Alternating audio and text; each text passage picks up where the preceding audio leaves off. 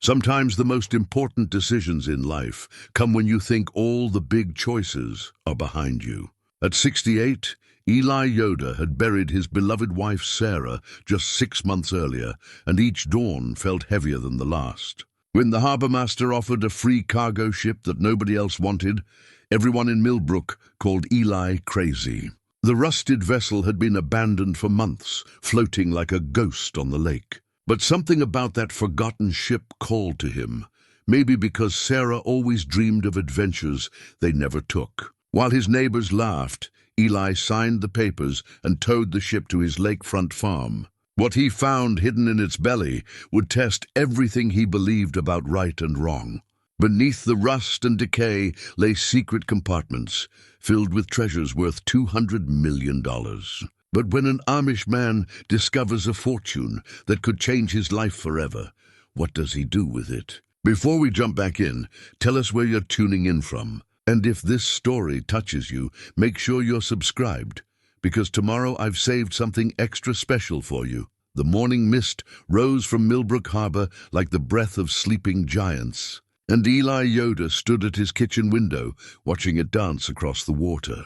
6 months had passed since Sarah's funeral, yet her coffee mug still sat in the dish drainer where he'd placed it that last morning, unwilling to put it away in the cupboard where it belonged.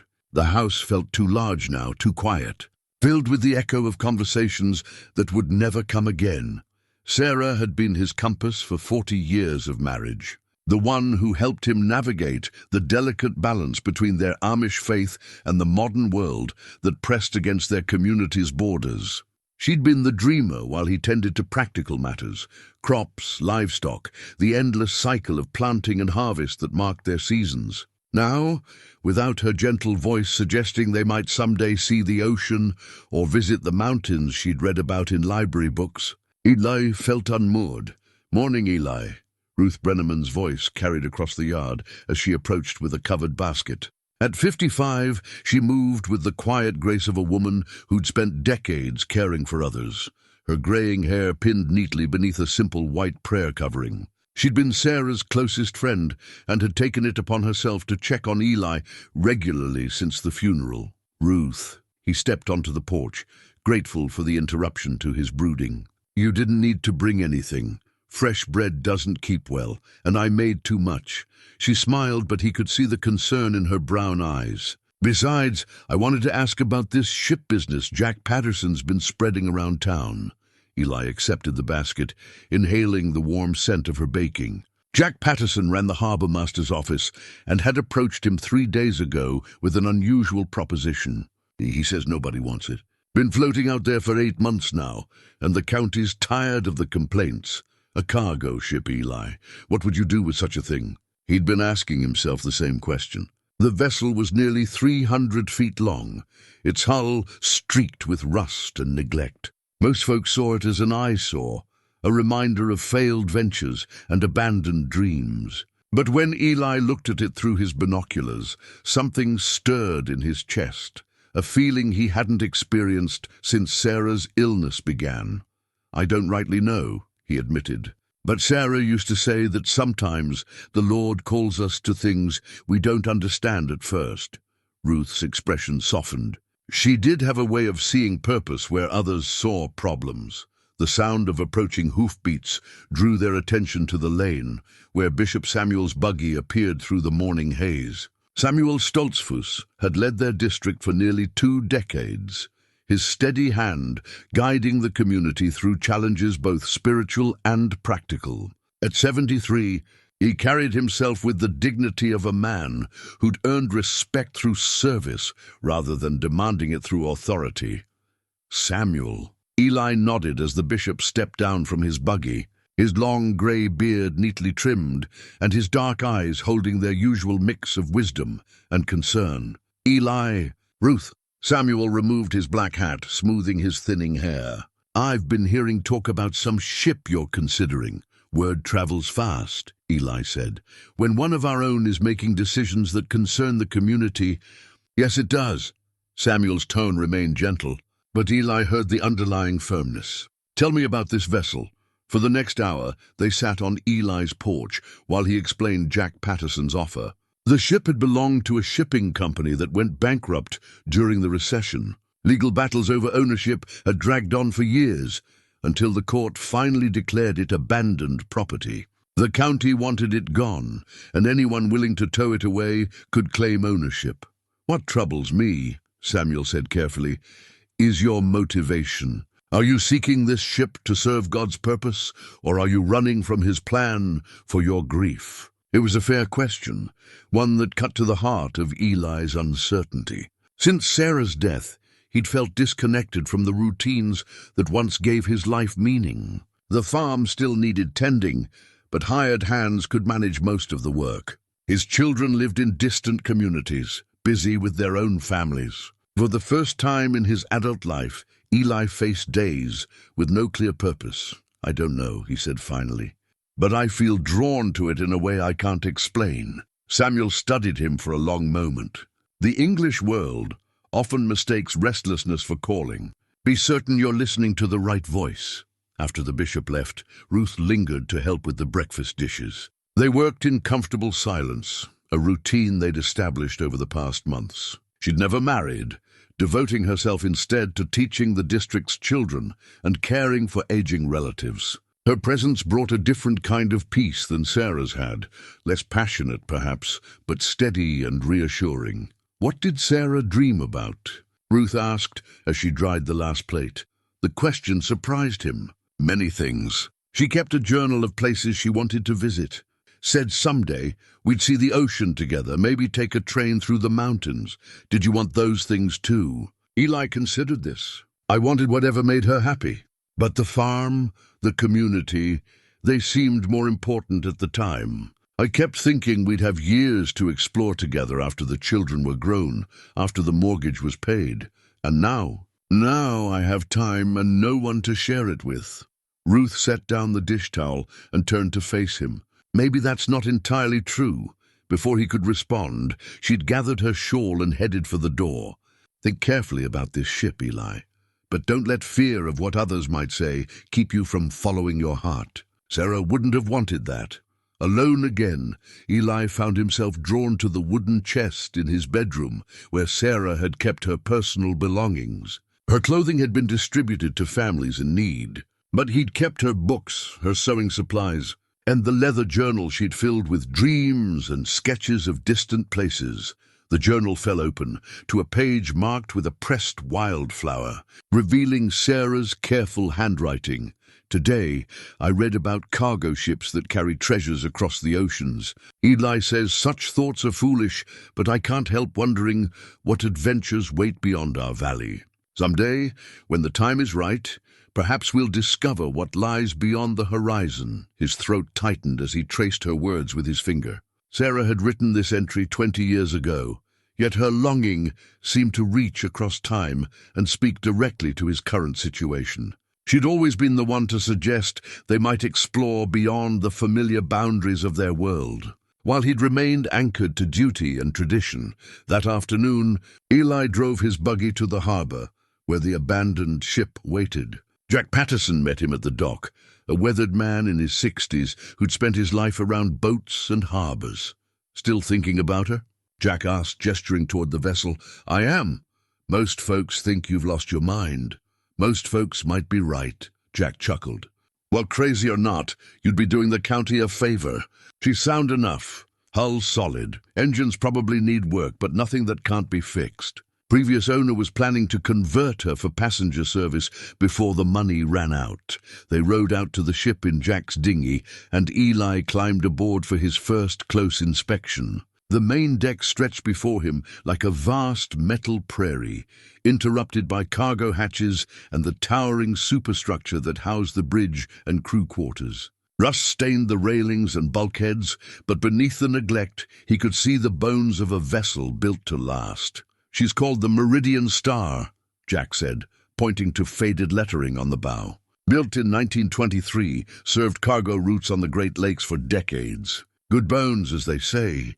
Eli walked the length of the ship, his footsteps echoing on the metal deck. At the stern, he discovered a small area that had been set up as a garden, wooden planters filled with soil now overgrown with weeds. Someone had cared enough about this vessel to try making it beautiful. Who planted these? He asked. Previous owner's wife, I think. She had ideas about turning the whole ship into something special, restaurant maybe, or a floating hotel. Dreams bigger than their wallet, if you ask me.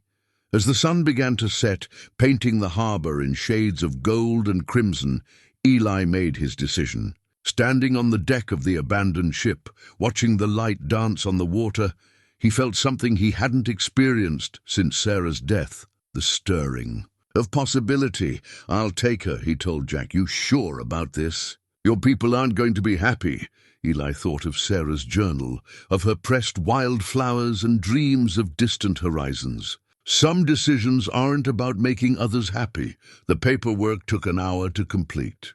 By the time Eli signed the final document, officially claiming ownership of the Meridian Star, darkness had fallen over Millbrook Harbor. He stood alone on the dock, looking up at the silhouette of his ship, and wondered what Sarah would have thought of this moment. The drive home took him through the heart of the Amish community, past farms where warm light glowed in kitchen windows, and families gathered for evening prayers. This had been his world for 68 years, a world of seasons and certainties, of neighbors who could trace their family histories back generations. It was a good world, a peaceful world, but as he guided his horse along the familiar roads, Eli found himself thinking not of the comfortable routines he was potentially disrupting, but of the mysteries that might wait within the hull of an abandoned ship. For the first time since Sarah's death, he felt the flutter of anticipation, the whisper of adventure calling his name. Tomorrow, he would begin the process of having the Meridian Star towed to his property. Tonight, he would sit with Sarah's journal and try to understand why a practical Amish farmer had just claimed ownership of a ship he had no earthly idea how to operate. Outside his kitchen window, Millbrook Harbor slept peacefully under a blanket of stars. But somewhere on the water, the Meridian Star waited like a patient mystery, ready to reveal whatever secrets lay hidden in her steel heart. The tugboat's diesel engine coughed to life at dawn, sending ripples across the mirror-still surface of Millbrook Harbor. Eli stood on the dock, watching as Captain Morrison, no relation to the ship's mysterious past, just an unfortunate coincidence of names, prepared to tow the Meridian Star to the shallow inlet beside Eli's lakefront property. You sure about this, Yoder? Morrison called from the wheelhouse. That inlet's barely deep enough, and if she settles wrong, you'll have a permanent lawn ornament. She'll float fine, Eli replied, though his confidence was more faith than knowledge. Word of the morning's operation had spread through the community faster than news of a barn raising. A small crowd had gathered along the harbor's edge, some genuinely curious, others clearly hoping to witness what they considered Eli's folly. He recognized most of the faces, farmers he'd known for decades, shopkeepers from town, even a few English tourists with cameras who'd heard about the unusual sight. Ruth stood apart from the others, her expression unreadable. She'd arrived early, bringing coffee in a thermos and saying little. Samuel was notably absent, though Eli suspected the bishop would make his feelings known soon enough. The towing operation took 3 hours. The Meridian Star moved through the water like a sleeping giant being coaxed from slumber, her hull cutting a wide wake as Morrison's tugboat pulled her steadily toward Eli's property. By mid-morning, she was positioned in the inlet, her keel settling into the sandy bottom with a grinding sound that carried across the water. "She's yours now," Morrison said as he secured the final mooring lines. "Hope you know what you're doing." Eli didn't, but he wasn't about to admit it. He paid Morrison and watched the tugboat disappear around the harbor's bend, leaving him alone with his impulsive acquisition. The ship looked even larger up close, her superstructure rising above the surrounding trees like a metal mountain. "Well," Ruth said, joining him on the makeshift dock he'd hastily constructed. "She's certainly impressive." Sarah would have loved this, Eli murmured. Studying the ship's lines, Sarah would have been planning how to turn her into something beautiful. They boarded through a gap in the rail where a boarding ladder had been welded in place. The main deck stretched before them, interrupted by cargo hatches and ventilation shafts. Everything was larger than Eli had imagined. The deck space, the height of the superstructure, the complexity of systems he couldn't begin to understand. Ruth walked ahead, her footsteps echoing on the steel plating. "It's like a floating town," she said, peering into an open hatch. Eli made his way toward the superstructure, looking for access to the interior spaces. He found a heavy door marked Bridge Access and wrestled it open. The hinges protested with a screech of rusted metal, but the door swung wide enough to reveal a narrow corridor lined with pipes and electrical conduits. The ship's interior was a maze of passageways and compartments. Every surface was painted in utilitarian grey or green, now stained with rust and age. Emergency lighting cast eerie shadows, powered by some battery system that still functioned after months of abandonment. They climbed a steep stairway to the bridge, where large windows offered a commanding view of the harbour and surrounding countryside. Charts and navigation equipment littered the surfaces, abandoned when the ship's crew had departed for the final time. A thick logbook lay open on the chart table, its final entry dated 8 months earlier. Fuel exhausted. Engines stopped, awaiting salvage. "Look at this," Ruth called from behind the helm station. She'd found a metal filing cabinet, its drawers hanging open and contents scattered. Among the modern paperwork, fuel receipts, crew schedules, maintenance records, lay something that didn't belong. A water-stained manila folder contained documents that looked far older than anything else in the bridge. Eli opened the folder carefully, revealing a ship's manifest written in fading blue ink. The paper was yellowed with age, and the letterhead bore the name Meridian Star in ornate script, along with a date that made his breath catch. April 15th, 1924. "That's nearly 100 years old," Ruth whispered. The manifest listed cargo in terms that seemed oddly vague. Religious artifacts, European collection, private papers, sealed container, precious metals, owner's inventory. No specific quantities, no detailed descriptions, just cryptic entries that raised more questions than they answered. But it was the signature at the bottom that made Eli's pulse quicken. "Captain Robert Morrison, Master." "Morrison," he said aloud. "Same name as the tugboat captain. Coincidence?" "Maybe."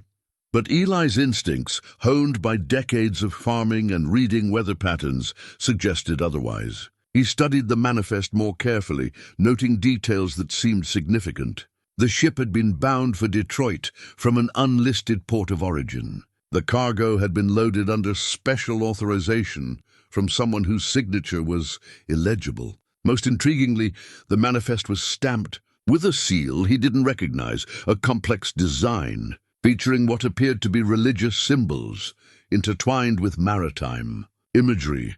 They spent the rest of the morning exploring the ship's upper levels, finding crew quarters with personal belongings still scattered about, a galley equipped with commercial cooking equipment, and a dining area that could have seated 30 people. Everything spoke of sudden abandonment, as if the crew had simply walked away one day and never returned. It was in the captain's quarters that Eli made his second significant discovery. Hidden behind a loose panel near the desk, he found a small compartment containing items that clearly predated the ship's recent abandonment. A brass sextant, tarnished with age, charts of the Great Lakes hand-drawn on heavy paper, and most intriguingly, a leather journal bound with a cord. The journal's cover was embossed with the initials RM in gold letters that had faded but remained legible. Eli opened it carefully, revealing pages filled with precise handwriting in brown ink. May 1924. "The cargo is more valuable than they told me, but the weight of it has nothing to do with gold or silver. These items carry the prayers of centuries, the hopes of people who believed they were preserving something sacred for future generations. I understand now why they chose me for this voyage. Not for my sailing skills, but for my willingness to disappear." Ruth read over his shoulder. "What does that mean?" "I don't know, but I think we've stumbled onto something much larger than an abandoned cargo ship." They continued reading. discovering entries that painted a picture of a man torn between duty and conscience. Captain Morrison had been commissioned to transport items of extraordinary historical and religious significance from European sources to private collectors in America. But as the voyage progressed, he'd begun to question the legality and morality of his cargo. June 1924 discovered today that several pieces are reported stolen from churches in France and Belgium. The war created opportunities for men without scruples, and I fear I have become their unwitting accomplice. The artifacts themselves seem to call out for justice, for return to those who truly understand their sacred nature. The final entry was dated July 1924. Have made my decision. The cargo will not reach its intended destination. I've found a better purpose for these treasures, one that honors their true nature rather than treating them as mere commodities. May God forgive the deception that follows, but some secrets are meant to be kept. Eli closed the journal, his mind racing with implications. If Captain Morrison had been transporting valuable artifacts in 1924, and if he'd decided not to deliver them to their intended recipients, then what had happened to that cargo? You're thinking it's still here, Ruth said, reading his expression. The manifest lists cargo.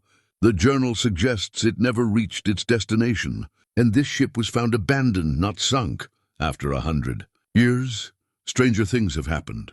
They returned to the main deck as afternoon shadows began to lengthen. From the harbor, Eli could see a small crowd still gathered, their attention focused on his ship. Among them, he recognized several members of his district, including Samuel's distinctive black buggy. You're going to have visitors soon, Ruth observed. I know. What will you tell them? Eli looked back at the superstructure, thinking of the mysteries hidden within. The truth, that I felt called to this ship, and now I'm beginning to understand why. But as he spoke, he noticed something that made his certainty waver. A man in a dark suit stood apart from the crowd, too well dressed to be local and too interested in the ship to be a casual observer. The stranger was taking photographs with a professional-looking camera, focusing not on the ship's exterior but on specific details. The name on the bow, the configuration of the deck equipment, the markings on the superstructure. Ruth, Eli said quietly, do you know that man? She followed his gaze. Never seen him before. But he's been here for an hour just watching and taking pictures. The stranger noticed their attention and turned away, but not before Eli caught sight of his face. Middle-aged, sharp features, eyes that held the calculating look of a man accustomed to getting what he wanted. This wasn't someone who'd stumbled upon their operation by chance. I think our discovery isn't as secret as we hoped, Eli said. As if summoned by his words, Samuel's buggy broke away from the crowd and headed toward their inlet. The bishop had come calling, and Eli suspected this conversation would be far more challenging than explaining his decision to buy an abandoned ship. The Meridian Star creaked gently in the afternoon breeze, her hull settling deeper into the sandy bottom. Whatever secrets Captain Morrison had hidden aboard nearly a century ago, they were about to be tested by forces Eli was only beginning to understand. Dawn came early to the Meridian Star, filtered through the ship's portholes in shafts of golden light that danced across her interior bulkheads. Eli had arrived before sunrise, carrying a thermos of coffee and a canvas bag filled with tools. The confrontation with Samuel the previous evening had been as difficult as expected. But the bishop's warnings about worldly temptations had only strengthened Eli's determination to understand what lay hidden aboard his ship. You're searching for something, Samuel had said, his eyes holding decades of pastoral wisdom. But be careful that what you find doesn't search for you in return. Now alone in the ship's depths, Eli found himself methodically exploring spaces he'd only glimpsed during yesterday's initial survey. The Meridian Star was larger than he'd imagined, her hull divided into cargo holds, machinery spaces, and crew areas that seemed to extend infinitely into the ship's steel belly. It was in the forward cargo hold that Eli made his first significant discovery. What had initially appeared to be a solid bulkhead revealed itself, upon closer inspection, to be a carefully constructed false wall. The metal plates were newer than the surrounding structure, and the welding showed the hasty workmanship of someone working in secret, using a crowbar from his tool bag. Eli began working at the edge of the false wall. The metal groaned in protest, but after 20 minutes of patient effort, a section came free with a screech that echoed through the hold. Behind the false wall lay a narrow compartment, perhaps 3 feet wide and extending the full height of the cargo space. His flashlight beam revealed a collection of items wrapped in oiled canvas and secured to the bulkhead with rope that had somehow survived decades of damp conditions. Eli's hands trembled slightly as he unwrapped the first bundle, revealing an object that made his breath catch, an ornate silver compass, its face decorated with intricate engravings and its case bearing the initials RM in elaborate script. The compass was unlike anything Eli had ever seen. Its needle pointed not to magnetic north, but to a heading that seemed to correspond with the ship's current orientation. More intriguingly, the compass face bore markings in what appeared to be multiple languages, English, German, and symbols he couldn't identify. Around the rim, tiny figures were engraved in exquisite detail, ships, churches, mountains, and what looked like maps of constellations. Eli turned the compass in his hands, marveling at its craftsmanship. This wasn't a simple navigational instrument. It was a work of art, probably worth more than most people earned in a year. But why had Captain Morrison hidden it behind a false wall, rather than keeping it in his quarters? The answer might lie in the other bundles secured in the hidden compartment. Eli unwrapped each one carefully, revealing a collection that grew more mysterious with every item. Hand-drawn maps of the Great Lakes with notations in Morrison's precise handwriting, photographs of people in early 20th century dress, and most puzzling of all, what appeared to be architectural drawings of churches and cathedrals.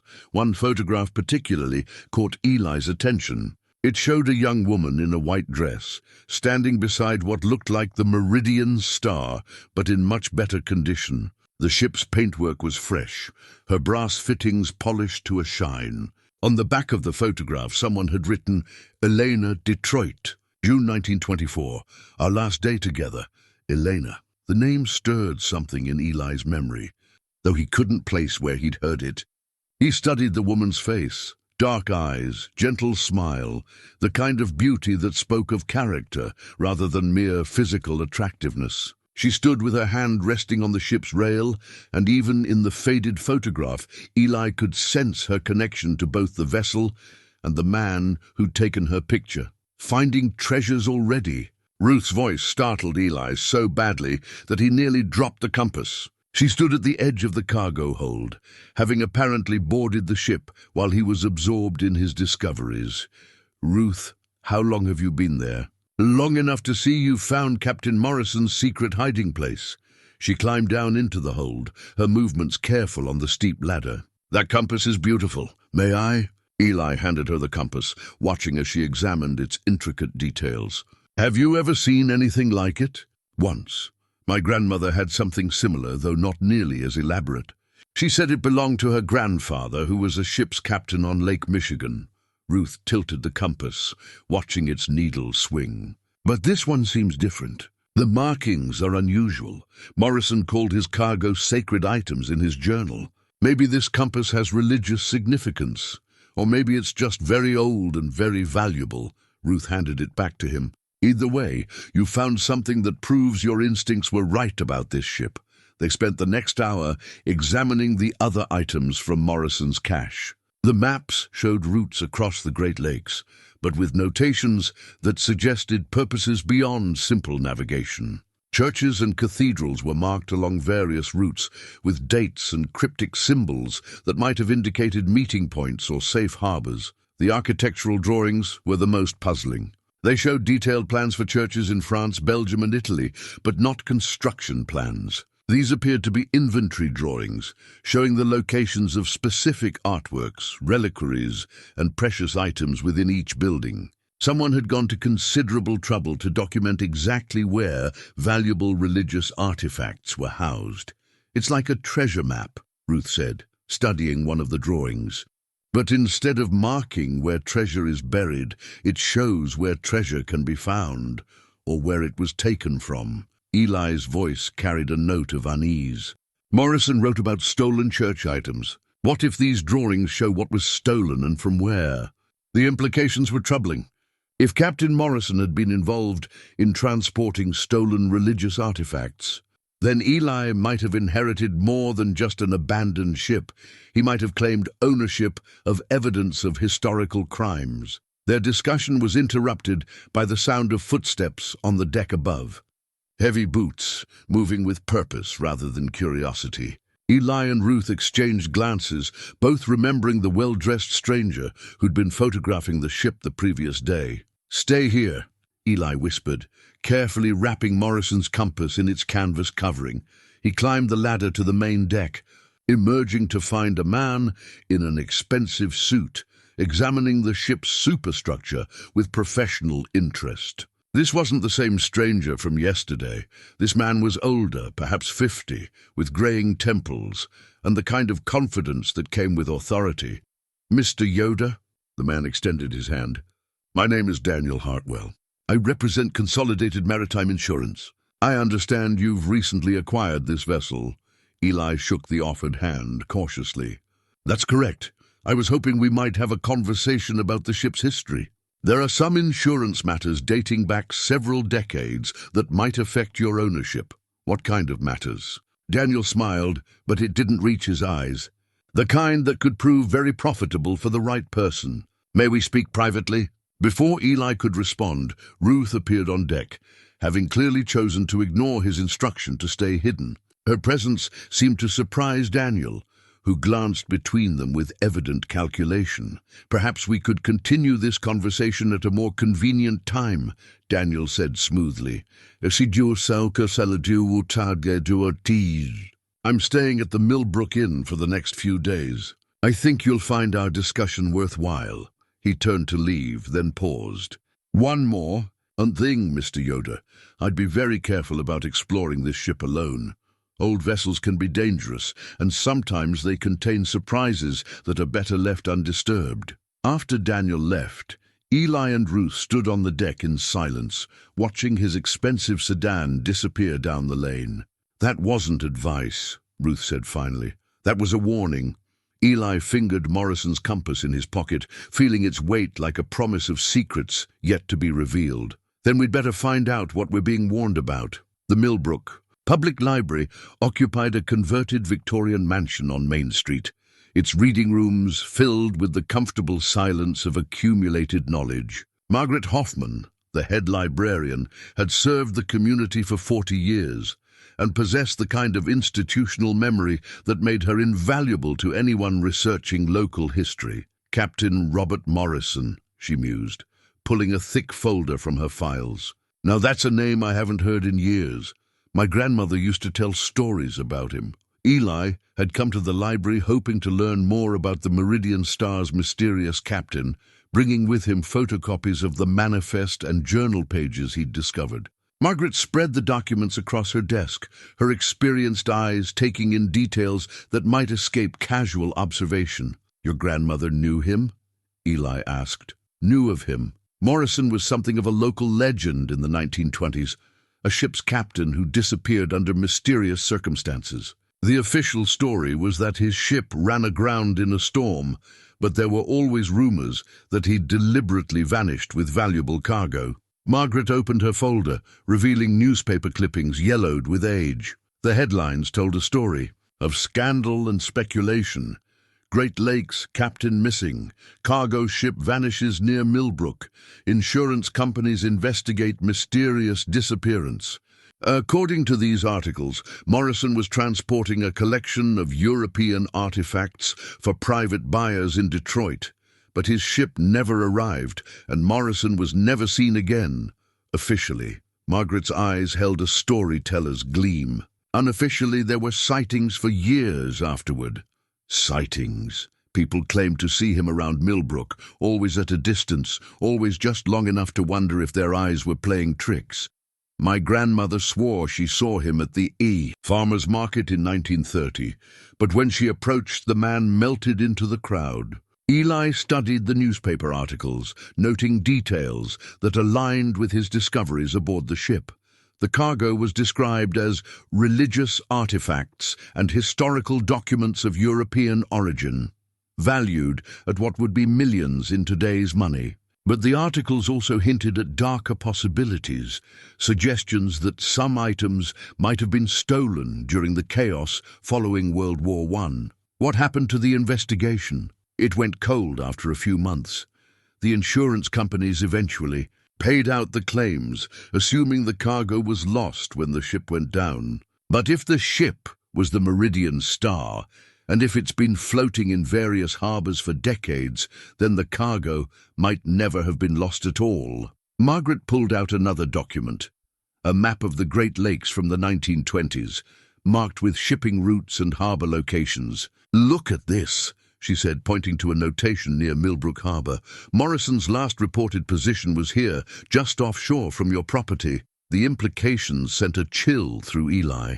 If Morrison had deliberately grounded or hidden his ship near what was now Eli's land, then the captain might have had longer-term plans for his cargo, plans that had never been completed. Margaret, in your research, did you ever come across the name Elena? The librarian's expression brightened. Elena Morrison, Robert's wife. She was local, actually. Came from a German immigrant family that settled here in the 1890s. Beautiful woman by all accounts, and devoted to her husband despite his frequent voyages. She pulled out a society page from a 1923 newspaper, pointing to a photograph of a young couple at a harbor celebration. There they are, Robert and Eleanor Morrison. This was taken at the Millbrook Harbor Festival, about a year before Robert disappeared. Eli recognized Eleanor immediately from the photograph he'd found aboard the ship, but seeing her with Robert provided new context. The captain was a handsome man in his 30s, with the kind of weathered features that spoke of years at sea. But it was the way he looked at his wife that caught Eli's attention.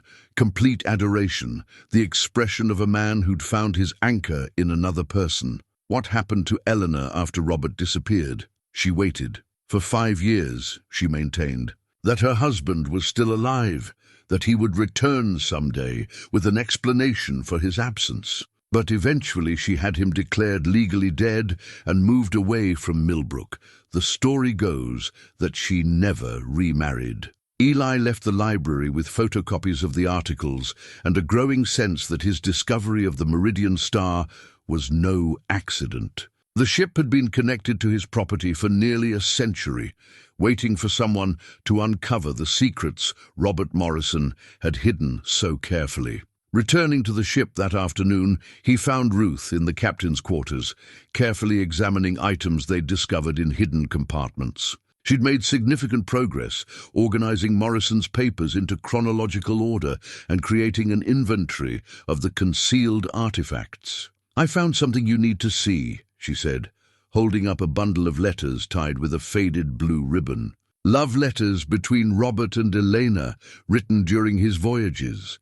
Eli accepted the bundle with the reverence such intimate correspondence deserved. The letters were written on fine stationery in Morrison's precise hand, filled with the kind of devotion that transcended mere romantic sentiment. "My dearest Elena," one letter began, "the cargo I carry grows heavier with each mile, not in weight but in responsibility. These items were created to honor God and inspire faith, yet they have become pawns in games played by men who understand neither. I find myself wondering if there might be a higher purpose for these treasures, one that would honor both their sacred nature and our future together." Another letter, dated just weeks before Morrison's disappearance, revealed the captain's growing conflict. "I have made a decision that will seem like madness to those who judge by worldly standards. But I believe there is a difference between legal ownership and moral stewardship. The items in my care deserve protectors who understand their true value, not collectors who see only monetary worth. The final letter in the bundle was heartbreaking in its prescience. Elena, my love, if you are reading this, then my plan has required a sacrifice I pray you will someday understand. I cannot deliver this cargo to men who would treat sacred objects as mere investments. I have found another way, one that will preserve these treasures for those who truly comprehend their significance. Trust that my love for you guides every decision, even those that seem to take me away from your arms. Ruth had been reading over his shoulder. He was planning to disappear, she said softly. This wasn't an accident or a moment of panic. It was a carefully thought-out decision. But why? What was so valuable that he'd abandon his wife and his life to protect it? Their answer came in the form of another hidden compartment, this one concealed behind the captain's bunk. Ruth had discovered it while examining the cabin's construction, noticing that one section of bulkhead sounded hollow when tapped. Inside the compartment, wrapped in oiled silk that had somehow survived decades of humidity, lay a collection that made both of them draw sharp breaths. Religious artifacts of obvious antiquity and value, a golden chalice studded with gems, an illuminated manuscript bound in silver, a carved ivory crucifix that seemed to glow in the dim light of their flashlights. But it was the letter accompanying these items that truly revealed Morrison's motivation. To whoever finds this collection, know that these items were stolen from churches and monasteries during the Great War by men who saw opportunity in chaos. I was commissioned to transport them to private collectors in America, but I cannot be party to such sacrilege. I have chosen instead to preserve them until they can be returned to their rightful places or to institutions that will honor their sacred purpose. Eli held the golden chalice, feeling its weight and wondering about the countless hands that had held it in prayer over the centuries. Morrison had been right. These weren't mere collectibles, but vessels of faith, created to serve God and inspire devotion. "What do we do?" Ruth asked. Before Eli could answer, they heard footsteps on the deck above, heavy, purposeful steps that suggested unwelcome visitors. Through the porthole, Eli could see several men in dark suits surrounding the ship. Daniel. Hartwell's voice carried clearly through the ship's hull. "Mr. Yoder, we need to talk. I think you found something that belongs to my clients." The tension on deck was palpable as Eli emerged from the captain's quarters to face Daniel Hartwell and his associates. 3 men in expensive suits stood at various points around the ship, their positions suggesting professional coordination rather than casual interest. These weren't insurance adjusters. They moved with the calculated precision of people accustomed to getting what they wanted.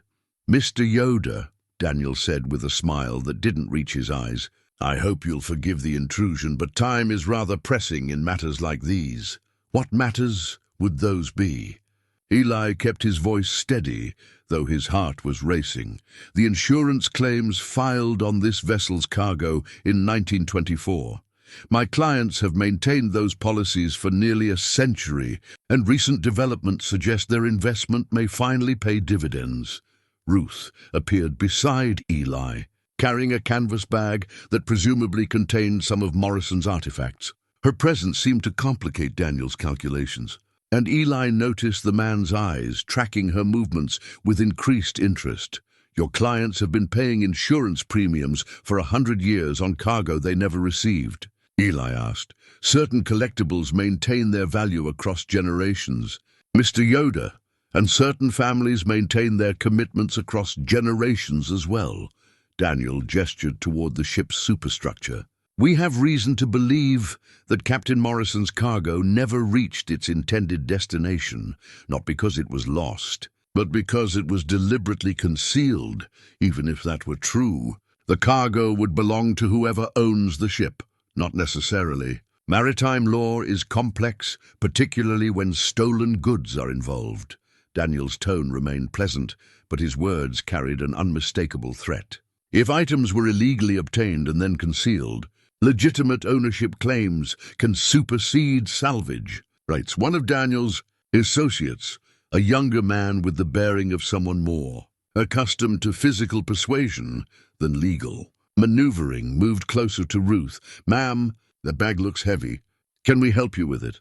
"I can manage," Ruth replied, her voice calm but her knuckles white where she gripped the bag's handles. Eli stepped between Ruth and the approaching man. "I think this conversation would be better conducted through proper legal channels." "Perhaps," Daniel agreed. "But first, we'd like to verify whether our assumptions about this vessel are correct. A brief look around would save everyone considerable time and expense." "Not without a warrant." Daniel's pleasant facade slipped slightly.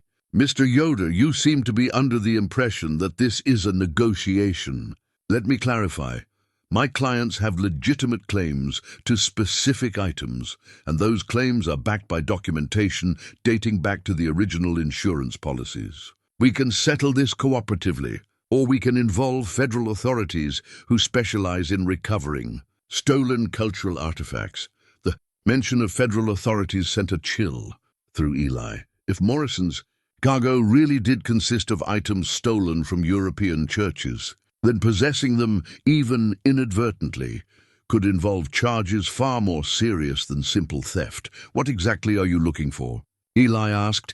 "A collection of religious artifacts documented in Morrison's manifest. Chalices, manuscripts, reliquaries, and other items of significant historical and monetary value. Items that were illegally removed from churches in France and Belgium during the chaos following World War I. Ruth's grip on her bag tightened almost imperceptibly, and Eli realized she must have retrieved some of Morrison's most valuable finds before coming on deck. The knowledge that they were carrying exactly what Daniel sought made the situation exponentially more dangerous. "I'll need to see your documentation," Eli said. "Buying time to think, of course." Daniel reached into his jacket, withdrawing a leather portfolio. "Insurance policies, correspondence with the original collectors, and most importantly, detailed descriptions of the missing items compiled by church officials in the 1920s. Eli accepted the portfolio, scanning documents that appeared genuine and troublingly specific. Photographs showed artifacts identical to those he and Ruth had discovered in Morrison's hidden compartments: the golden chalice, the illuminated manuscript, even the ornate crucifix. The insurance values listed were staggering, running into millions of dollars, even in 1920s currency. "These descriptions match items that were definitely stolen," Daniel continued. "Church records show they disappeared during the German occupation, along with dozens of other priceless artifacts. Captain Morrison was hired to transport them to American collectors who weren't particularly concerned about provenance. But Morrison never delivered them," Eli said, beginning to understand the captain's moral dilemma. "Exactly. And according to our research, he may have hidden them aboard his ship with the intention of eventually returning them to their rightful owners. Noble intentions, perhaps, but legally irrelevant after nearly a century." The sound of approaching vehicles drew everyone's attention to the lane leading to Eli's property. Two black SUVs moved toward them with the purposeful speed of official business, and Eli's heart sank as he recognized the federal license plates. "You called them already," Ruth said, her voice tight with accusation. "Insurance fraud is a federal matter when it involves items of this value," Daniel replied. "My clients felt it necessary to involve proper authorities." The SUVs stopped at the edge of Eli's property, disgorging agents who moved with the efficient precision of a well-rehearsed operation. Their leader, a woman in her 40s wearing a conservative suit and badge identifying her as Agent Sarah Chen, approached the ship with documents already in hand. "Mr. Yoder, I'm Agent Chen with the FBI's art crime team. We have a federal warrant to search this vessel for items potentially connected to an ongoing investigation into stolen cultural artifacts." Eli accepted the warrant with hands that trembled slightly. The legal language was complex, but the intent was clear: Federal agents were authorized to search the Meridian Star for specific items, matching descriptions of artifacts stolen from European churches nearly a century ago. "This is my property," Eli said, though he knew the protest was futile, "and it will remain your property. Assuming you're not found to be in possession of stolen goods," Agent Chen replied. "Mr. Hartwell here has provided us with substantial documentation suggesting this vessel may contain items that were illegally removed from their countries of origin." Ruth moved closer to Eli, her canvas bag still clutched tightly. "What happens if these items are found?" "That depends on several factors," Agent Chen said.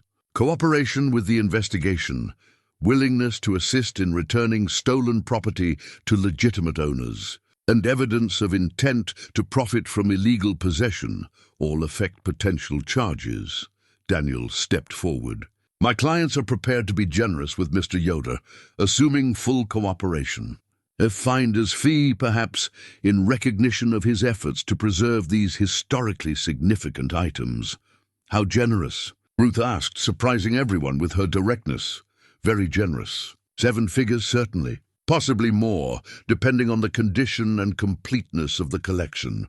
Eli found himself caught between competing impulses. The offer of a substantial reward could solve every financial concern he'd ever had, could fund improvements to his property and provide security for his remaining years. But Morrison's letters had made clear that the captain viewed himself as a protector rather than a profiteer, someone preserving sacred objects until they could be properly returned. "I need time to consider this," Eli said finally. "Unfortunately, time is a luxury we don't have," Agent Chen replied.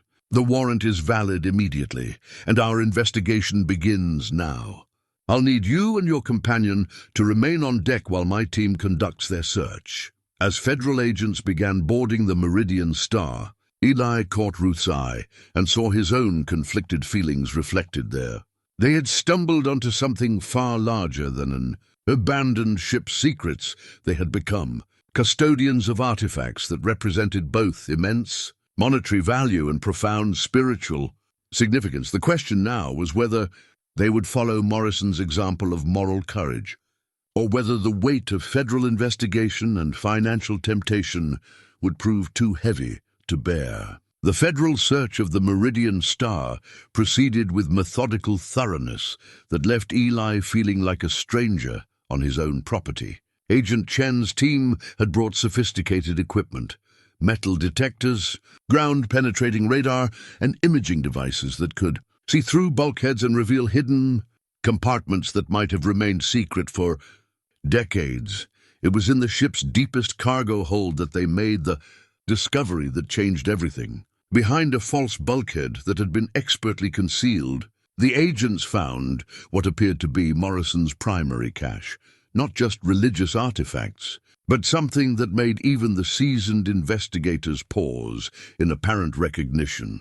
"Mr. Yoder," Agent Chen called from below deck, her voice carrying a note of grim significance. "I think you need to see this."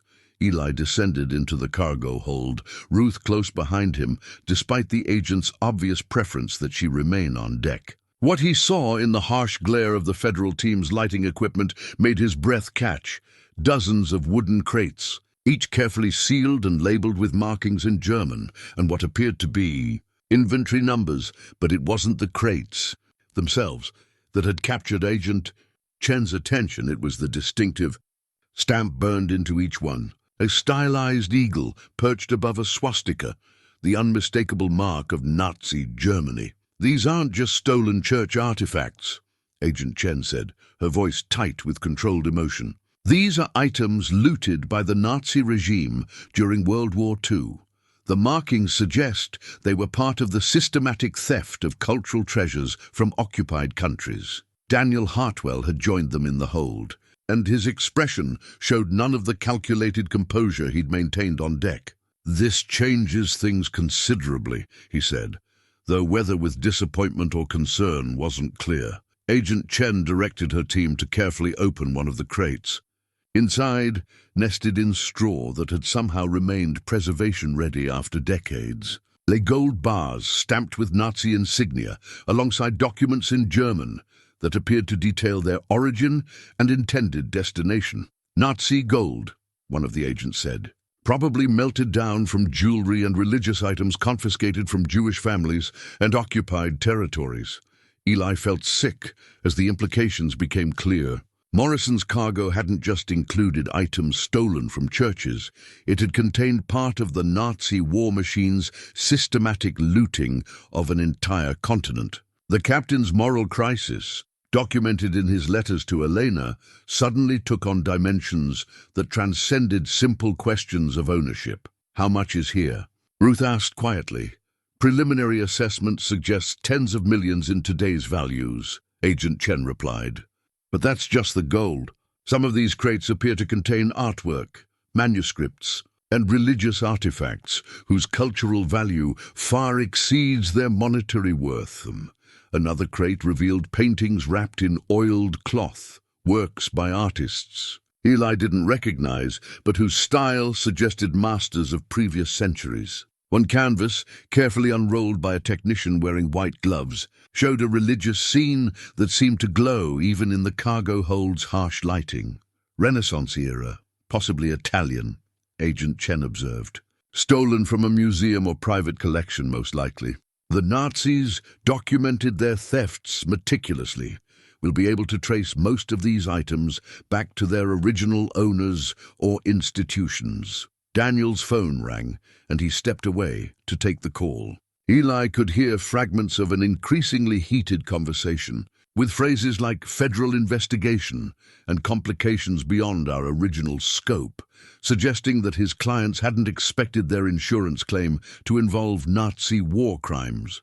Mr. Yoder, Agent Chen said, I need you to understand the seriousness of what we've uncovered.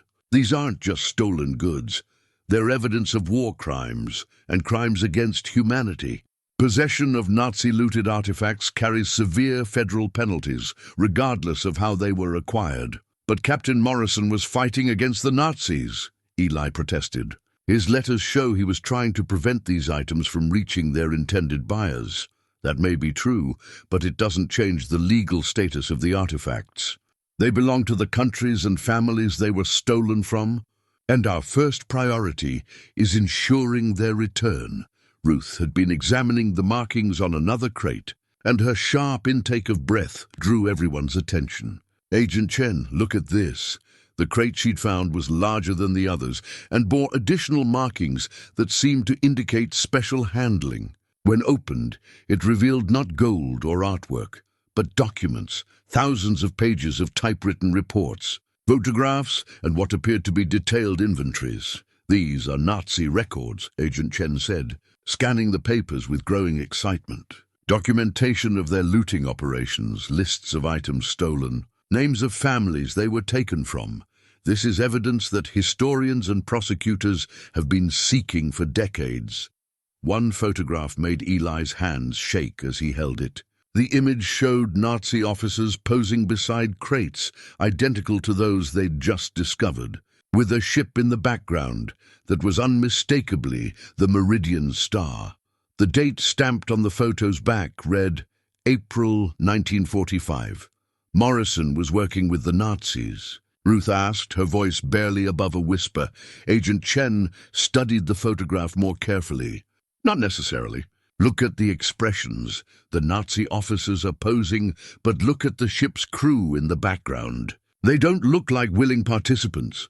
Indeed, the crew members visible in the photograph appeared tense, almost hostile.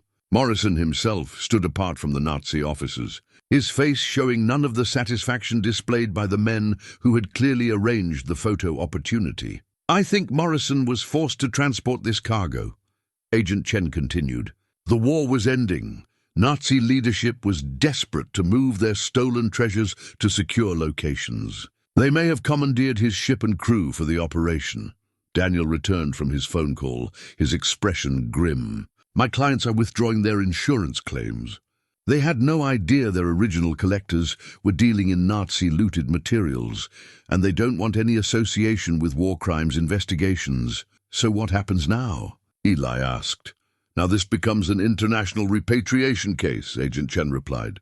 We'll work with foreign governments and cultural institutions to identify the rightful owners of these items and facilitate their return. It's a process that could take years, but it's the right thing to do. And me? Am I in trouble for having them? Agent Chen considered this carefully. That depends on several factors. Your cooperation, your willingness to assist in the repatriation process, and evidence of your intent. If you genuinely stumbled onto this collection and reported it promptly, that works in your favor. But I didn't report it immediately, Eli admitted.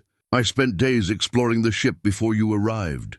Because you were trying to understand what you'd found, Ruth interjected. And because you wanted to respect Captain Morrison's intentions, Agent Chen nodded slowly. Actually, that may work in your favor as well. Morrison's letters and documentation show he was essentially a victim himself, forced to transport stolen goods, then choosing to hide them rather than deliver them to Nazi collaborators. His actions saved these items from being scattered among private collectors who would never have returned them. As the agents continued their inventory, a picture emerged of Morrison's final voyage. Forced to transport Nazi treasure ships in the closing days of the war, he'd apparently decided to disappear with the cargo rather than complete his assigned delivery. His supposed death had been a carefully orchestrated escape that allowed him to preserve evidence of Nazi war crimes until proper authorities could be found. There's one more thing, Agent Chen said, holding up a sealed envelope that had been found with Morrison's personal papers. This is addressed to whoever finds this collection. I think Captain Morrison left instructions for whoever discovered his cache. Eli opened the envelope with trembling fingers, revealing Morrison's final message. If you are reading this, then my sacrifice has served its purpose. These items represent the worst of human greed and cruelty, but also the possibility of justice. Do not profit from them. Return them to those who were wronged, and know that you have completed a mission I could not finish in my lifetime. That evening, after the federal agents had secured the ship and departed with their initial evidence, Eli sat in his kitchen, staring at documents that would change everything he thought he knew about his discovery. Agent Chen had left him with photocopies of Morrison's final letter and several other items that didn't require immediate federal custody, including a leather-bound journal that had been tucked inside Morrison's personal sea chest. Ruth sat across from him, her own cup of coffee growing cold as they absorbed the magnitude of what they'd uncovered. The kitchen felt almost surreal in its normalcy after the day's revelations, the familiar sounds of the grandfather clock, the scent of Ruth's fresh-baked bread, the gentle lowing of cattle in the distant pasture. "Read it again," Ruth said softly. Nodding toward the journal, Eli opened to the page that had shaken him to his core. Morrison's handwriting as clear and precise as if it had been written yesterday. "Elena, my beloved wife, if you are reading this, then my deception has been discovered and my true fate revealed. I could not bear to tell you the truth while we lived as man and wife, that the name Robert Morrison died in France in 1918, and the man you married was born Heinrich Müller in a small German village that no longer exists." Eli's voice caught as he continued reading the captain's confession. "I was a deserter, fleeing not just the German army, but the horror of what I had seen. Families destroyed, treasures looted, entire communities erased by the machinery of war. When I reached America and assumed Morrison's identity, I thought I could escape my past and build a future with you." Ruth leaned forward. "He wasn't really Morrison at all. No. The real Morrison died in the trenches, and this man, Heinrich, took his papers and his identity." Eli turned the page, revealing more devastating revelations. "But listen to this. The irony that has haunted me for 27 years is that I, Heinrich Müller, am not German by birth. My parents were Johann and Marie Yoder, Amish farmers who had moved to Germany to establish a missionary settlement. I was stolen from them as a child, when the authorities decided I needed proper German education and military training. The coffee cup slipped from Ruth's hands, shattering on the kitchen floor in a splash of brown liquid and ceramic shards. "Yoder," she whispered. "Eli, he's saying that he was born Amish, that his real name was Heinrich Yoder." Eli's hands shook as he continued reading. "He writes here about trying to find his family after the war, about learning that his parents had returned to America and settled in—" He stopped, his voice failing him entirely. "In Pennsylvania," Ruth finished. "In Lancaster County, where they had family, where my grandparents lived." Eli set the journal down, his mind reeling with implications that seemed impossible, yet fit together with horrible precision. "My grandfather's name was Heinrich Yoder. He disappeared as a young man, and the family always assumed he died in Germany."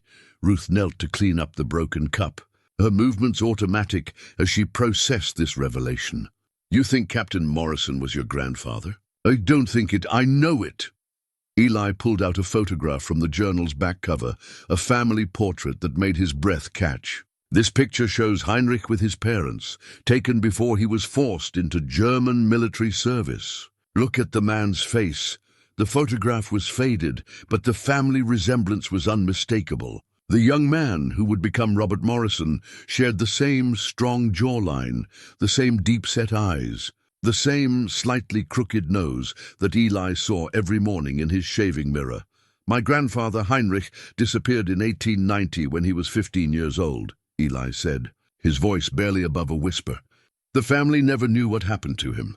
My father spent his entire life wondering if his own father was alive or dead." Ruth sat back down, ignoring the ceramic shards she'd missed. "So when you felt called to this ship, it wasn't coincidence. It was family." Eli turned to another page, where Morrison had sketched a detailed map of the Millbrook area with his own property marked clearly. He chose this location deliberately. "Look at this notation. If my deception is discovered, the treasures should return to my family, who will understand their true purpose better than any collector or government." The implications were staggering. Morrison hadn't just hidden Nazi treasure, he'd placed it specifically where his descendants might someday find it, with instructions that would guide them toward justice rather than profit. "There's more," Eli said, finding the journal's final entries. "He writes about watching his family from a distance after he returned to America. He knew about his son, my father, and even knew about me. He's been watching over our family for decades, making sure we were provided for." Ruth looked confused. "What do you mean, provided for?" "Remember how my father always said we had unusually good luck with our farm? Crops that never failed, livestock that stayed healthy, business deals that always worked in our favor?" Eli's voice grew stronger as pieces fell into place. Morrison was behind it. He used part of his treasure to secretly ensure his family's prosperity, channeling money through anonymous benefactors and lucky breaks that were anything but lucky. A knock at the door interrupted their conversation. Eli opened it to find Daniel Hartwell standing on the porch, but the insurance investigator's demeanor had changed completely. Gone was the predatory confidence, replaced by something that looked almost like nervous respect. "Mr. Yoder, I need to apologize," Daniel said without preamble. "And I need to explain something that changes everything about this situation." "I think we've had enough revelations for one day," Ruth said from the kitchen. "Please, this is important." Daniel held up his own leather portfolio, but this one was different, older, more worn. "My name isn't really Daniel Hartwell.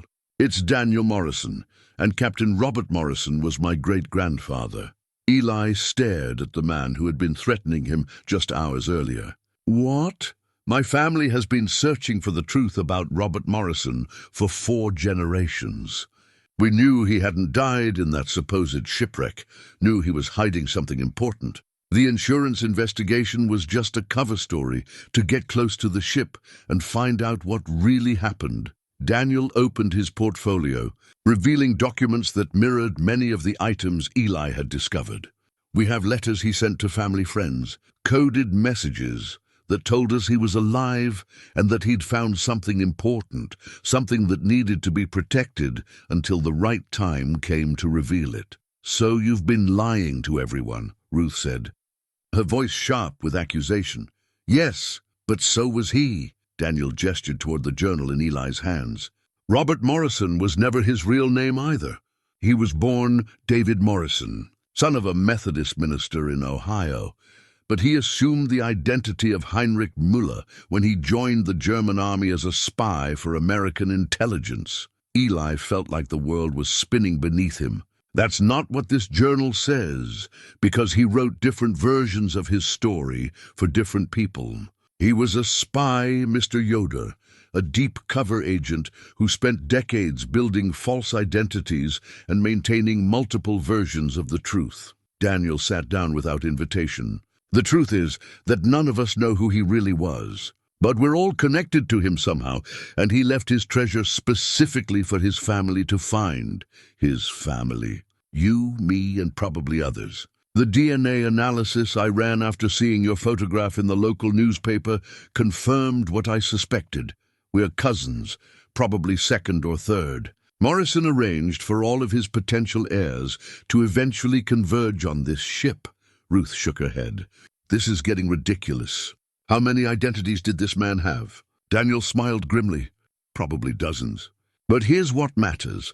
Whatever his real name was, whatever his real story was, he spent the last 30 years of his life secretly providing for his family while protecting artifacts that needed to be returned to their rightful owners. How do you know all this? Because he left detailed instructions with my family's lawyer, sealed documents that were only to be opened when the treasure was discovered. I got the call 3 days ago. Daniel pulled out an envelope with Eli's name written on it in Morrison's distinctive handwriting. This is for you. Instructions he left specifically for the family member who would find the ship.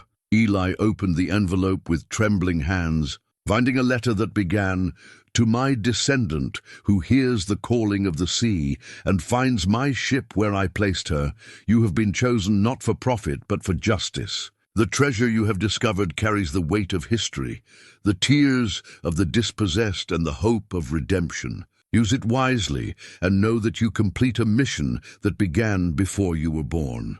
As Eli read Morrison's final instructions, he realized that his journey was just beginning. The old captain had orchestrated this discovery across generations, bringing together family members who could work together to ensure that stolen treasures returned to their rightful owners while providing for the descendants of the man who had sacrificed everything to make such justice possible. The community meeting at the Millbrook Grange Hall had drawn the largest crowd anyone could remember. Word of the federal investigation, the discovery of Nazi treasure, and Eli's potential family connection to the mysterious captain had spread through the Amish districts like wildfire. Bishop Samuel sat in the front row, his expression grave as he studied the man he'd known for decades, wondering perhaps if he'd ever truly known him at all. Eli stood before his community, feeling the weight of their collective judgment. These people had been his neighbors, friends, and spiritual family for his entire life. Now he faced the possibility of losing everything that had given his existence meaning, all because he'd felt called to claim an abandoned ship. "The facts are simple," Eli began, his voice steady despite his inner turmoil. "I found artifacts aboard that ship that belonged to families and institutions that were robbed by the Nazi regime. Agent Chen and her team have confirmed that returning these items is not just morally right. It's legally required." A murmur ran through the crowd. Jacob Stoltzfus, Samuel's son and a respected farmer in his own right, raised his hand. "But what about the rewards? Surely the government will compensate you for finding these treasures." "The FBI has indicated that legitimate finder's fees are possible. Yes, but that's not why we're here tonight." Eli looked around the room, meeting the eyes of people he'd known since childhood.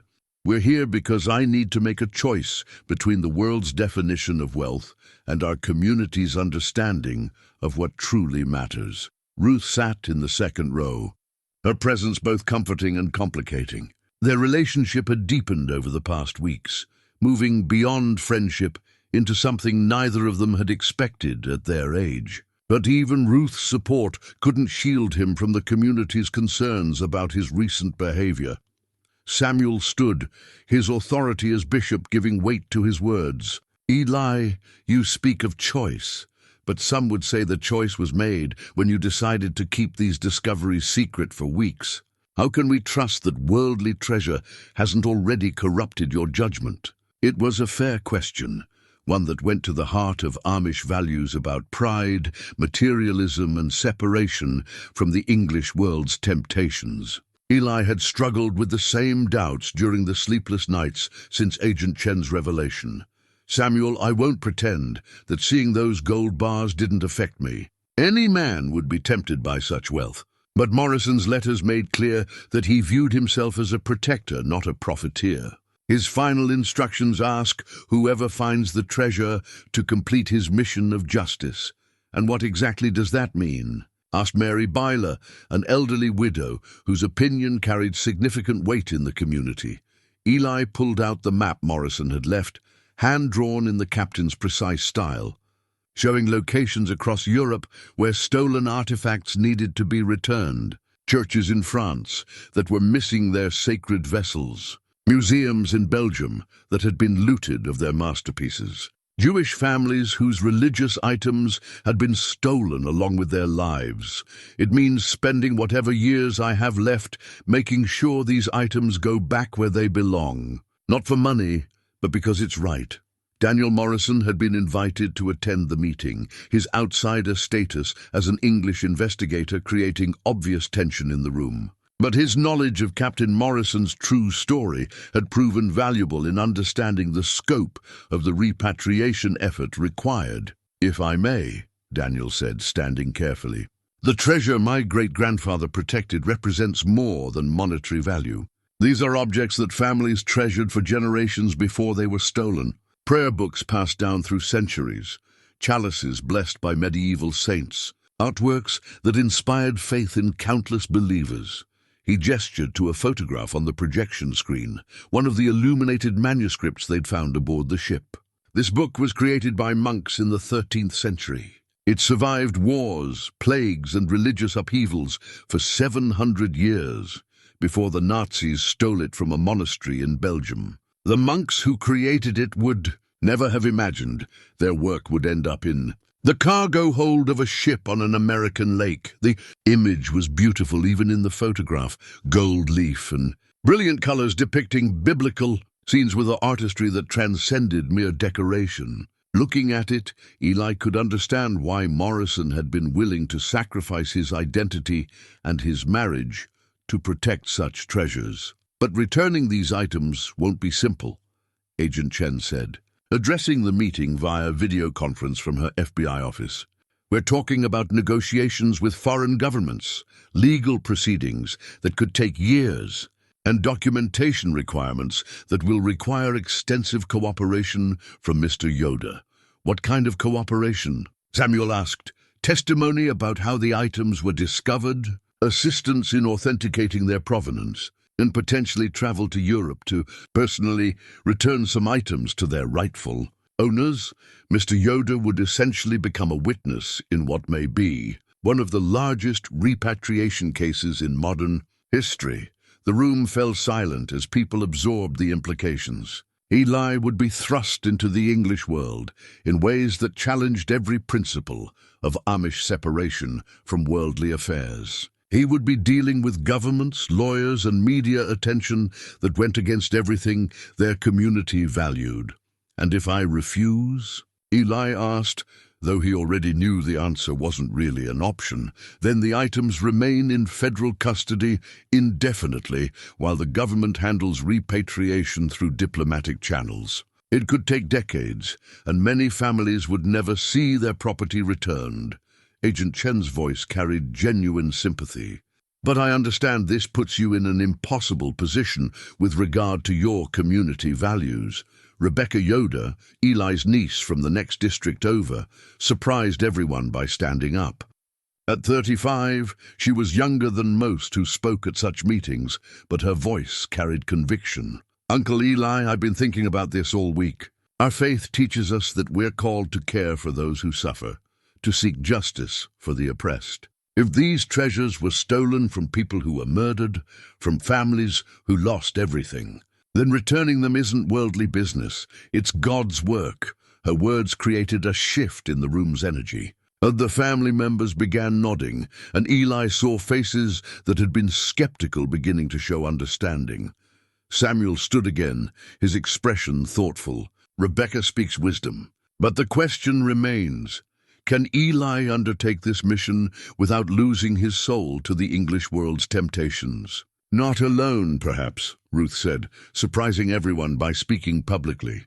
But with proper support from his community, with accountability to people who share his values, he might be able to serve justice while remaining true to his faith. What are you suggesting? Samuel asked. That the community formally supports Eli's repatriation mission. That we view it as a form of mission work, with the same spiritual protections we'd provide for any member serving others in need. The suggestion was radical. Amish communities rarely formally endorsed members' involvement in English world affairs. But Rebecca had been right about the moral imperative. And Ruth's proposal offered a way to frame Eli's work in terms of service rather than worldly engagement. There's one more thing, Daniel said hesitantly. The finders' fees and rewards that various governments and institutions will pay. They could total several $1 million. That money could fund significant charitable work if handled properly. Eli had been dreading this moment when the community would have to confront the reality of his potential wealth. Any money that comes from this will go to the community fund for families in need, he said without hesitation. I don't want to profit from other people's suffering. All of it? Jacob Stoltzfus asked, incredulous. All of it. Morrison made clear in his letters that the money was meant to fund justice, not personal gain. The community can use it to help families facing medical bills, young farmers starting out, anyone who needs assistance. Samuel walked to the front of the room, standing beside Eli as he addressed the assembly. This decision affects all of us. If we support Eli's mission, we're accepting that sometimes our separation from the world requires engagement with the world's problems. If we don't support him, we're potentially preventing justice for people who suffered greatly.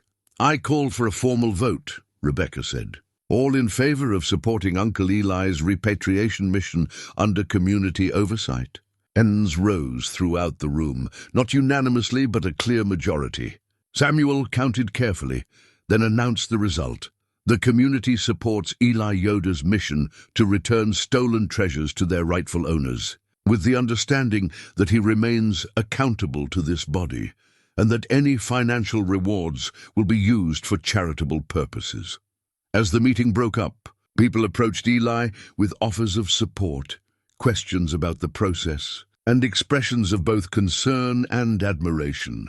But it was Morrison's final letter that occupied his thoughts as he drove home with Ruth that night. 3 months after the community meeting, Eli stood in the shadow of Notre Dame de Paris, holding a 13th-century reliquary that had been stolen from this very cathedral during the Nazi occupation. The ornate silver container, designed to hold sacred relics, felt impossibly heavy in his hands, not from its physical weight, but from the burden of history it carried.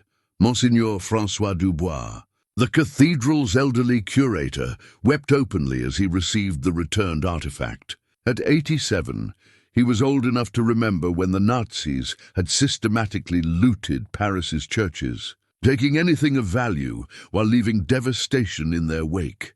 My grandfather was the curator before me, the Monsignor said in accented English, his voice thick with emotion.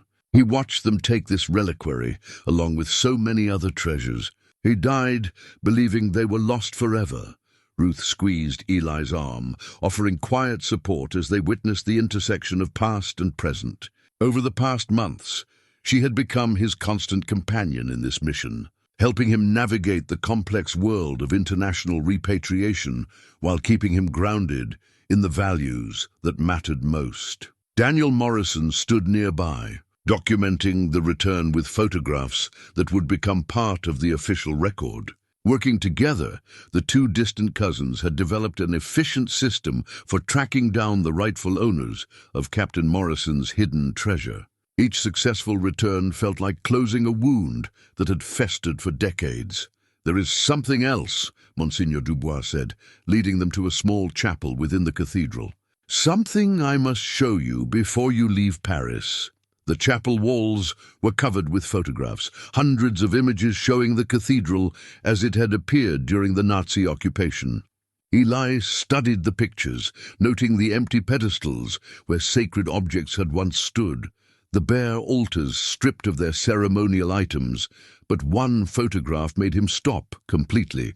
It showed a Nazi officer posing beside a collection of stolen artifacts, and in the background, partially obscured by shadows, stood a man Eli now recognized as Captain Morrison. The captain's face was turned away from the camera, but his distinctive profile and bearing were unmistakable. "He was here," Eli said quietly. "Morrison was in this cathedral when it was being looted." "According to our archives, yes," the Monsignor confirmed. "But not as a collaborator. Our records show that an unnamed ship's captain risked his life to document the thefts, secretly photographing the stolen items and their Nazi handlers. Those photographs helped us identify many pieces that were never recovered." He produced a folder containing dozens of images, clearly taken in secret, showing the systematic removal of Notre Dame's treasures. The photographs were signed R.M. in the captain's distinctive handwriting. Morrison wasn't just protecting the artifacts he carried, Ruth realized. He was creating evidence of what the Nazis had stolen. Evidence that is still helping us recover lost treasures today, Daniel added. "The FBI has been using these photographs to identify items in private collections around the world."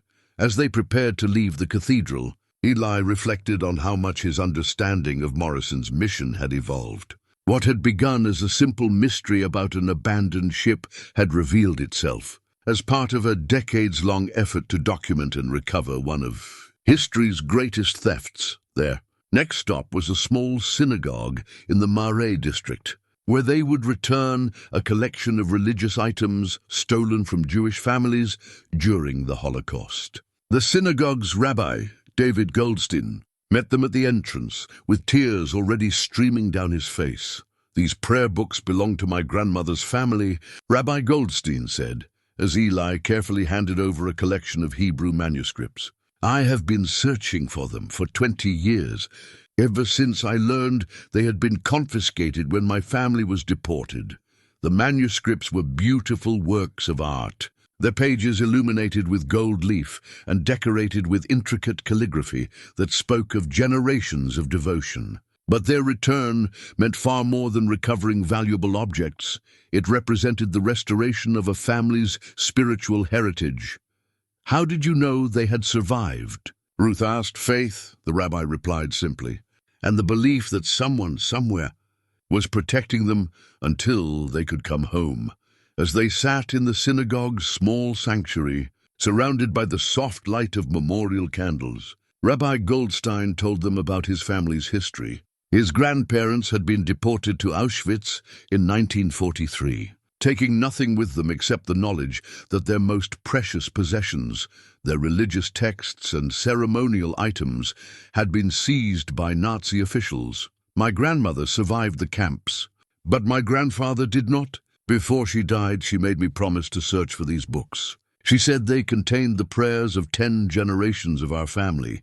Eli found himself thinking of his own family's prayers, of the generations of Yoders who had found meaning in their faith despite facing persecution and displacement. The connection between his Amish ancestors and the Jewish families whose treasures he was returning felt profound and sacred. "Captain Morrison saved more than objects," he said finally. "He saved pieces of people's souls."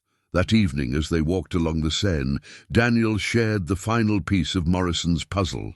"There's one more cache," he said, producing a map the captain had hidden in his personal effects. "The most important one, according to his notes. It's still aboard the ship." The flight back to America gave Eli time to contemplate. The weight of what Daniel had revealed in Paris. Morrison's map indicated one final cache aboard the Meridian Star, something the captain had considered more precious than all the gold, artwork, and religious artifacts they had already discovered. The map's notations were cryptic, for Eleanor and for the love that transcends death. Ruth studied the map as their plane crossed the Atlantic. "It's hidden in a section of the ship we haven't fully explored," she said, "near the engine room, behind what looks like a false bulkhead." But why would Morrison hide something separately from everything else? Eli wondered aloud. Daniel, sitting across the aisle, had been wrestling with the same question. According to his letters, Elena never knew the full truth about his mission. Maybe he left something specifically for her, something personal rather than historical. When they arrived back at Millbrook Harbor, Eli was surprised to find the community had prepared a welcome celebration. News of their successful returns in Europe had spread through the Amish districts, and many neighbors had come to express their pride in the mission's moral purpose.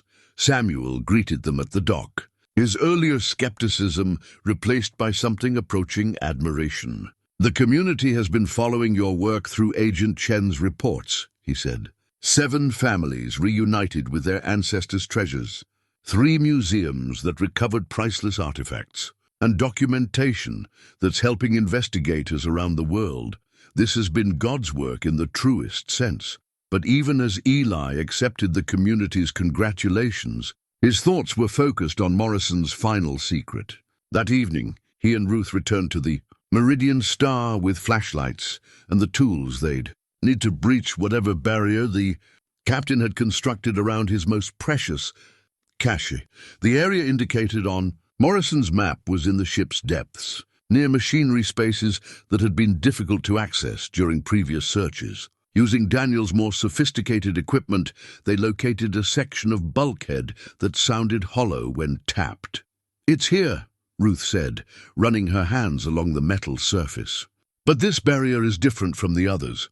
It looks like it was built to last forever." Indeed, Morrison had constructed this hiding place with greater care than any of the others.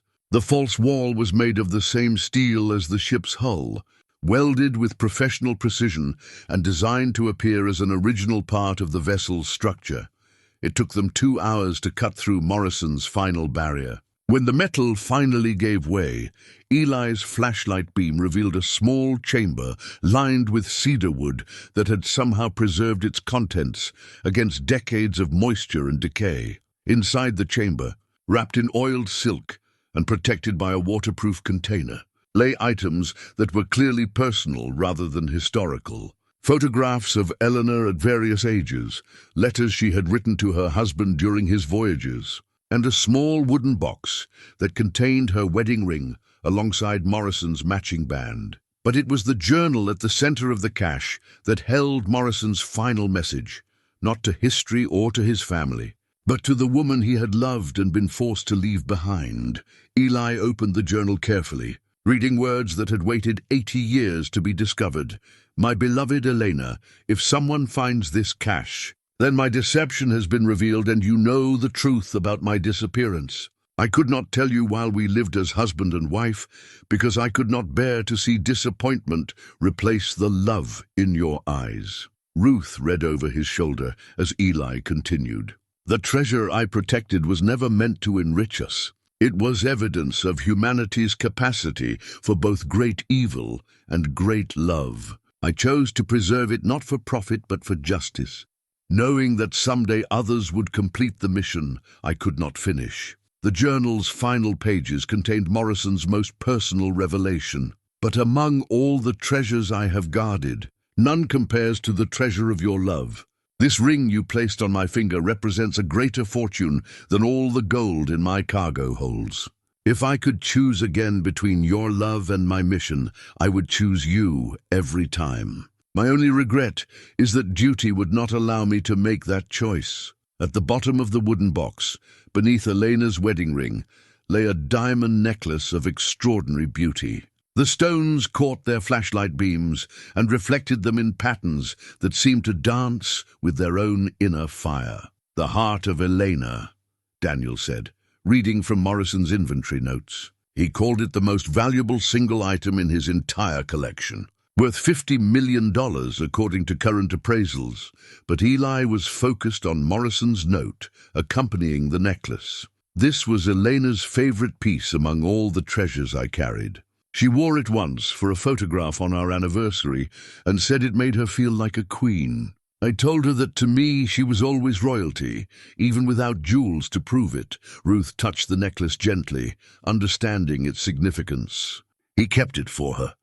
All these years, even knowing she would never see it again, he kept her favorite treasure separate from everything else. What do we do with it? Eli asked. The answer came in Morrison's final instruction. Return this necklace to the family it was stolen from, but know that for one evening it brought joy to the woman I loved more than life itself. 1 year later, Eli stood on the deck of the Meridian Star as the morning sun painted Millbrook harbor in shades of gold and crimson. The ship looked nothing like the rusted derelict he had claimed that day, when grief and intuition had guided him to make what everyone thought was a foolish decision. Now she gleamed with fresh paint and purpose, transformed into something Sarah would have loved, a floating museum and community center that honored both the past and the future. The restoration had been funded by the reward money from successful repatriations, funds that had exceeded even Agent Chen's optimistic projections as governments and institutions competed to show their gratitude for the return of priceless artifacts. True to his word, Eli had donated every penny to community causes, keeping nothing for himself except the satisfaction of seeing Morrison's mission completed.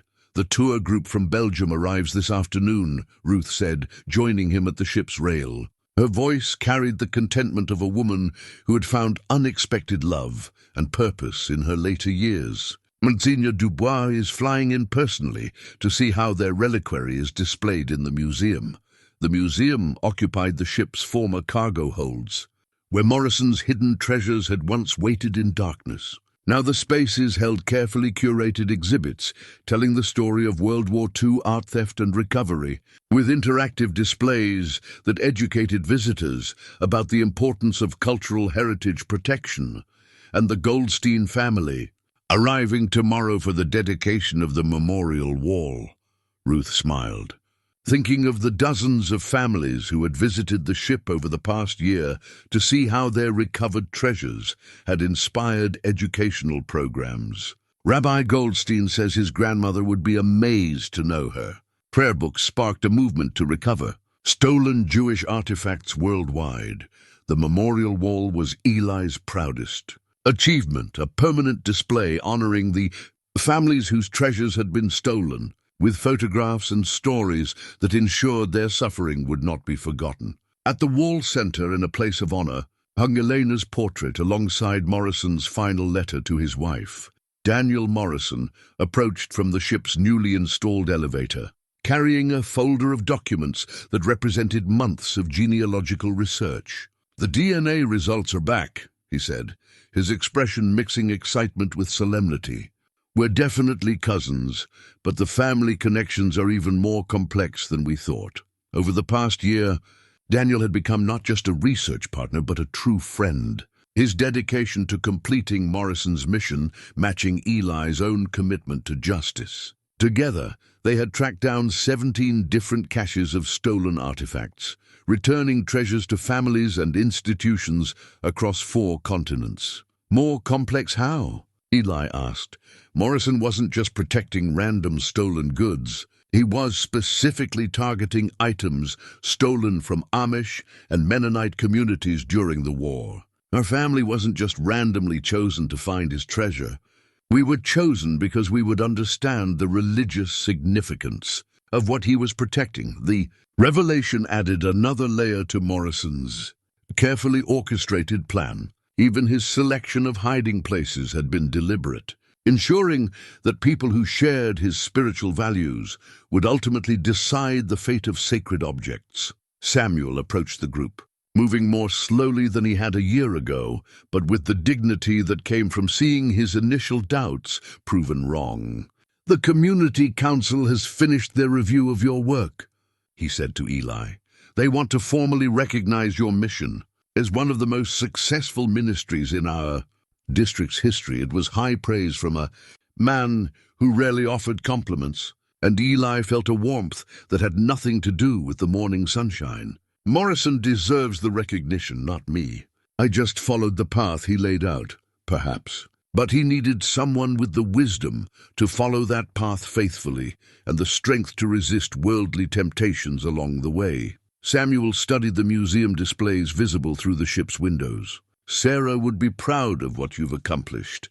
The mention of his late wife brought a familiar pang of loss, but it was gentler now, tempered by the understanding that grief could coexist with new love and purpose. Ruth's presence had taught him that the heart was capable of holding multiple devotions without diminishing any of them. "There's one final matter to resolve," Agent Chen said, arriving with a small wooden box that Eli recognized immediately. The FBI had spent months researching the provenance of Elena's diamond necklace, tracing its history through archives and survivor testimonies.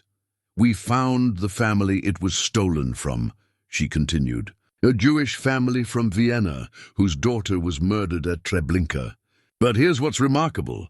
The surviving family members want to donate it to your museum with one condition." "What condition?"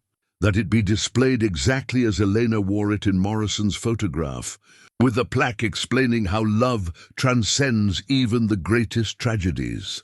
Agent Chen opened the box, revealing the necklace that had sparked Morrison's deepest personal connection to his mission. They said Elena's joy in wearing it, even briefly, redeemed some of the sorrow associated with its theft. As visitors began arriving for the day's programs, Eli reflected on how profoundly his life had changed since that morning when he'd felt called to claim an abandoned ship. He had found not just treasure but purpose, not just family history, but a mission that would define his remaining years. The Meridian Star creaked gently in the harbor breeze, her transformed hull now home to educational programs, community gatherings, and the ongoing work of artifact repatriation. In the ship's library, researchers from around the world studied Morrison's documentation, using his meticulous records to identify and recover stolen cultural treasures. Ruth took his arm as they prepared to greet the day's first tour group, school children from Detroit whose teacher had heard about the ship's remarkable story. "Any regrets?" she asked. Eli looked at the ship that had become his life's work, at the community that had supported his mission, at the woman who had shared both the burden and the joy of completing Morrison's century-long quest for justice. "Only one," he said. "That it took me 68 years to understand what Sarah always knew, that the most important treasures aren't the ones we keep for ourselves, but the ones we preserve for others." As the children boarded the Meridian Star for their tour, their excited voices mixing with the sound of harbor bells and seagulls, Eli knew that Morrison's mission was truly complete. The captain's treasure had found its way home at last, not to any single place, but to the human heart's capacity for justice, love, and redemption.